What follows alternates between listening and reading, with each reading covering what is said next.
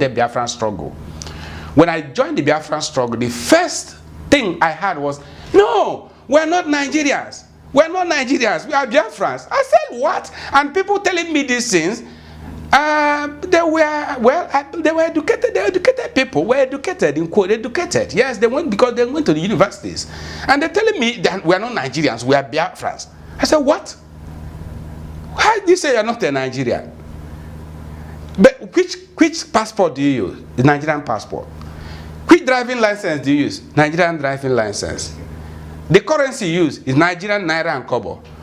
Or the certificates of occupancy for your house. In Nigeria, Nigerian government issued it. The degrees, all this in Nigeria. So what do you mean that you're not a Nigerian? No, we are not Nigerians. We are Biafrans.